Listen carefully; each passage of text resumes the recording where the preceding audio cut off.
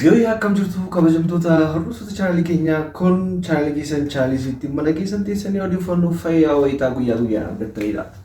Namoonni baay'een odeeffannoo fayyaa dhimmoota garaa garaa irratti fayyaa waliigalaa, fayyaa wal hormaataa, fayyaa daa'immanii, dubartoota ulfaa odeeffannoo bareedaa argachaa turan keessan baay'ee beekamaadha. Namoonni haaraan dhuftan yoo jiraatan tarii namoonni subscribe hin goone mee ilaalamee bakka subscribe jettu ilaalla.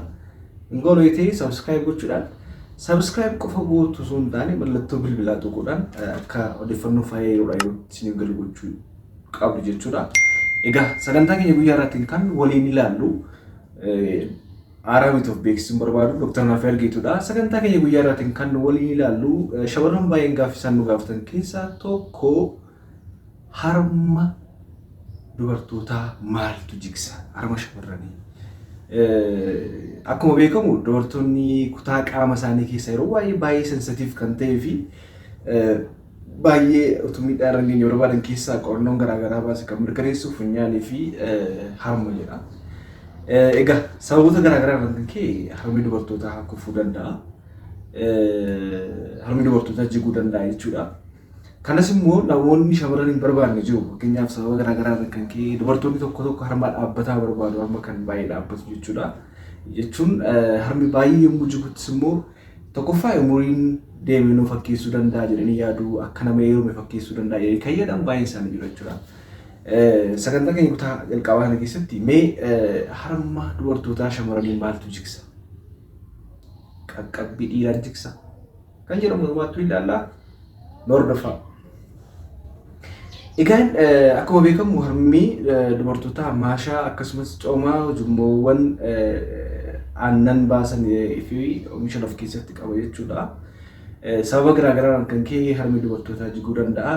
Sababa jigan keessaa tokkoffaa irratti kan waliin kaafnee ilaallu umuriidha. Umurii wajjin wal qabate jechuudha. Fakkeenyaaf dubartiin tokko umuriin ishee akkuma deemaa deemuun hormooniin gadi bu'aa deemee jechuudha. Jijjiiramni hormoonii ishee mudata. Yeroo kana seeliiwwan tishiiwwan kan harmaa baay'ee haphachaa du'aa deemu jechuudha. Sababii umuriidhaan kan ka'e hin jigan tokkoffaan kan namni baay'een kan beeku jechuudha.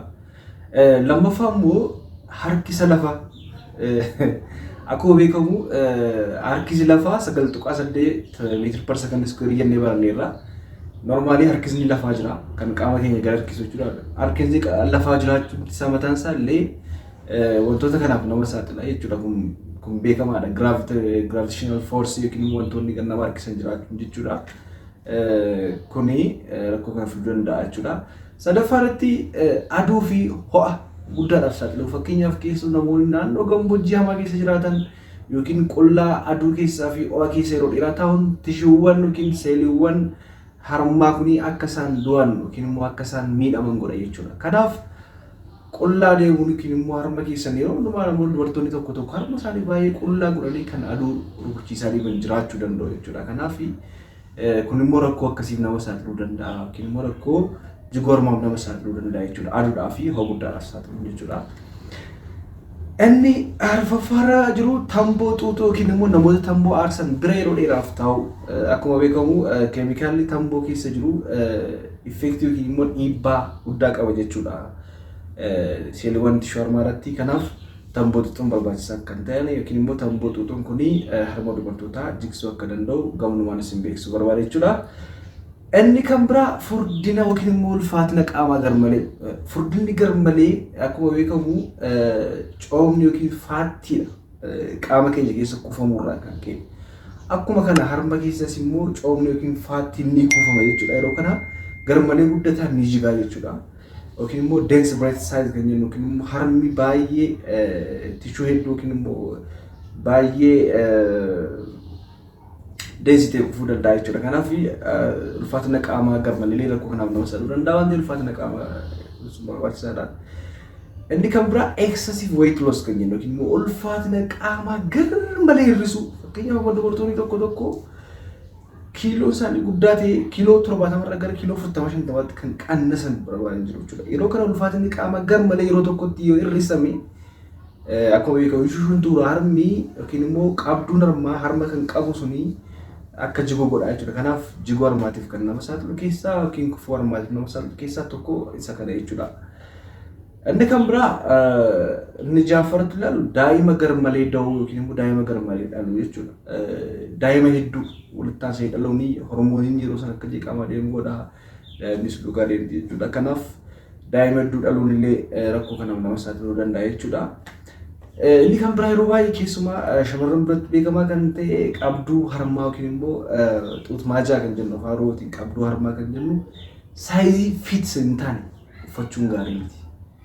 Fakkeenyaaf tokko tokko saayizii gar malee kan isaan qabu waxxaranii kan uffatan jiraachuu danda'u ittiin qabuudhaaf. Kun immoo tarii isin qabuudhaaf jettanii yaaduu dandeessu akkuma inni daraan jiguuf saaxiluu danda'a. Kan biraa immoo baay'ee saayizii masiniif ta'u fiits hin godhu uffachuun baay'ee barbaachisaadha jechuudha. Kanaaf qabduu harmaa yookiin kana kan isin fiit godhu uffachuun barbaachisaadha jechuudha. Rakkoowwan garaagaraa rakkoowwan tishiiwwan achi keessaa wajjin wal qabatan rakkoowwan hormoonii wajjin wal qabatan kan ka'e dhufuu danda'a jechuudha. Gama biraatiin yeroo baay'ee maal jiru dhiirri qaqqabbaan dhiiraa yoo dhiirri qaqqabee harma dubartootaa hin jigaa jedhu. Garuu kun waan isaan isin mirkaneessan qaqqabbiidha waan jiru jechuudha. Kanaaf namoonni baay'een akkasitti yaadanii dubbachuu danda'u kun dogoggora jechuudha.